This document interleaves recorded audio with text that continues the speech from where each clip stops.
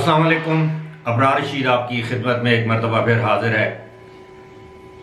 آپ سے درخواست ہے کہ اگر ابھی تک آپ نے اس چینل کو سبسکرائب نہیں کیا تو اسے سبسکرائب کر لیں.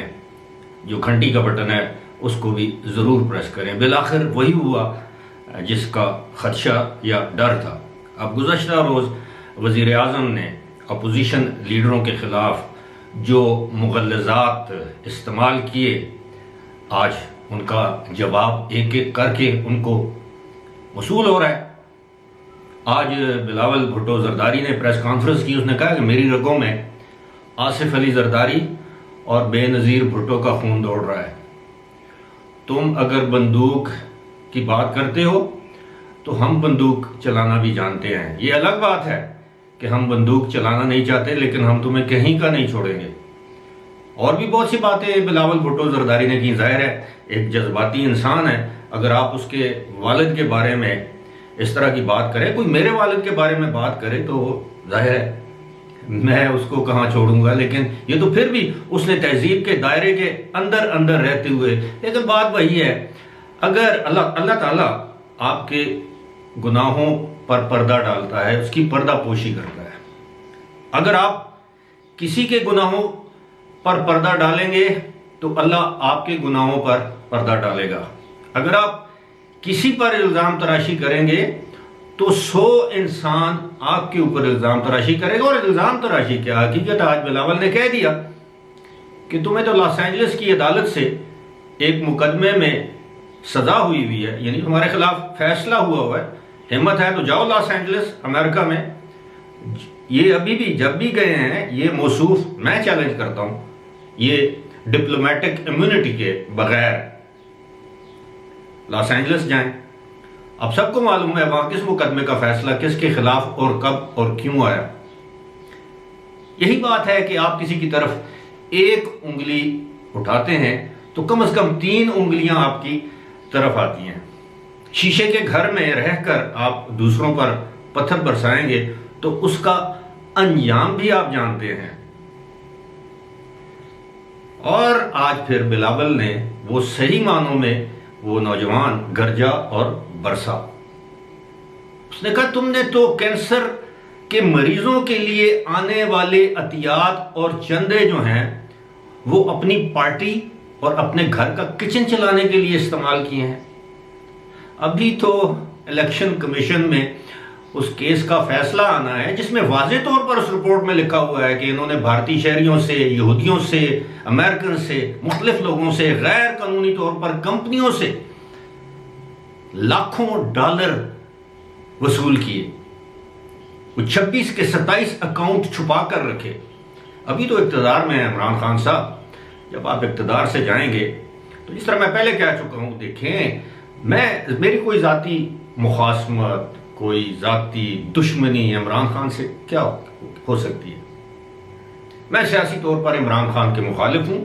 میں سرعام کہتا ہوں میں ان کے نظریات کے مخالف ہوں. میں سرعام کہتا ہوں میں نے کبھی ان کی شان میں گستاخی نہیں کی، کوئی گندی بات استعمال نہیں کی. لیکن آج انہوں نے، عمران خان نے بلاول جیسے نوجوان کو مجبور کیا کہ آج انہوں نے پہلی مرتبہ خاتون اول بشرا بی بی کا نام لے کر کہا کہ وہ اپنے ہاتھ رنگ کے لوگوں کی پنجاب میں اپوائنٹمنٹ کرواتی ہیں مختلف عہدوں پر.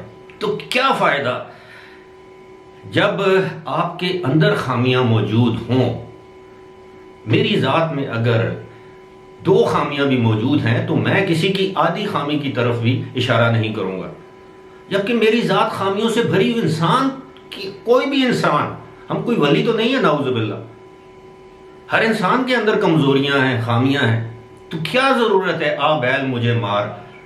آپ نے بیک وقت 3 پاکستان کی بڑی منظم سیاسی جماعتوں کے قائدین کو گالیاں دی ہیں، تو اب کیا آپ ان سے پھولوں کے ہار کی توقع رکھیں گے؟ لیکن آپ دیکھیے گا جس دن آپ کی حکومت جائے گی نا، اس دن آپ کے ساتھ کیا ہوتا ہے یا اس کے بعد کیا ہوتا ہے. آپ کہتے ہیں نا میں چھوڑوں گا نہیں، میں پیچھا کروں گا. اور بھائی آپ 10 دن جیل میں نہیں رہ سکتے. آپ کے خلاف مقدمات کی بھرمار ہوگی. آپ کو ایک دن کراچی میں پیشی بھگتنا پڑے گی، دوسرے دن لاہور، تیسرے دن پشاور، چوتھے دن اسلام آباد، کیا پتہ اور بھی جگہوں پہ۔ تو اب آپ اندازہ کیجئے کہ آپ شیشے کے گھر میں رہ کے لوگوں کو پتھر مار رہے ہیں، اور مجھے پتا ہے یہ جو یوتھی ہیں، قوم یوتھ والے ہیں، مجھے گالیاں دے، جی بھر کے گالیاں دو میرے بھائی، لیکن کبھی اگر ضمیر نام کی چیز زندہ ہے، اپنے ذہن میں سوچنا کہ کیا عمران خان کے ساتھ آگے پیچھے دائیں بائیں گھر میں گھر سے باہر جو لوگ رہتے چپکے رہتے ہیں، کیا وہ فرشتے ہیں؟ ان کا کردار کسی کے سامنے نہیں۔ آپ بھول گئے ہیں شہد والا وزیر، آپ بھول گئے ہیں باقی لوگوں کے کرتوت۔ اسلام آباد میں جائیں، اسلام آباد کے ہوٹلوں میں جائیں، اسلام آباد کے گیسٹ ہاؤسز میں جائیں، اسلام آباد کے گھروں فارم ہاؤسز میں جائیں، لوگوں سے پوچھیں، سب کچھ معلوم ہے۔ آج انٹیلیجنس بیورو آپ کے لیے کام کر رہی ہے، کل وہ آپ کی یہی تمام کرتوتوں کی ٹیپیں اور کرتوتوں کی ریکارڈنگ وہ آنے والی گورنمنٹ کو دے دے گی۔ لہٰذا احتیاط کریں۔ میں تو سمجھتا ہوں اب تو خیر پانی پلوں کے نیچے سے سر کے اوپر سے گزر چکا ہے۔ اب عمران خان نے بہت دیر کر دی ہے۔ عمران خان یا ان کی پارٹی یا پی ٹی آئی والے یہ سمجھتے ہیں کہ یہ برگر فیملی والے نوجوان ممی ڈیڈی یہ تحریک چلائیں گے ان کے لیے۔ وہ اور وقت تھا جب آپ خواتین کو اپنے دھرنوں میں نچاتے تھے، نوجوان لڑکیوں کو، ان لڑکیوں کی بھونڈی کے لیے دوسرے لڑکے آ جاتے تھے، رات کو شراب چلتی تھی، رات کو ڈانس پارٹی ہوتی تھی، پھر اس کو بہت سے لوگوں کی سپورٹ تھی۔ اب وقت بدل چکے ہیں۔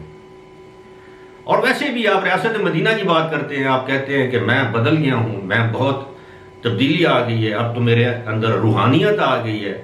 تو وہ کون سی ریاست مدینہ ہے، وہ کون سا اسلام ہے جس میں کسی دوسرے مسلمان کیا غیر مسلم کی بھی کبھی آپ نام بگاڑیں؟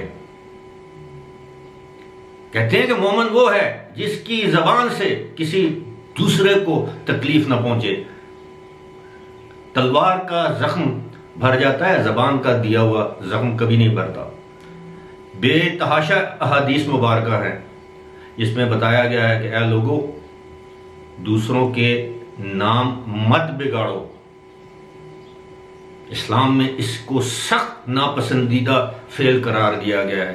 ایسی نماز سے، ایسی تہجد سے، ہاتھ میں ریاکاری والی تسبیح سے کیا فائدہ کہ آپ کا فعل کچھ اور ہو، قول کچھ اور ہو، اور وہی بات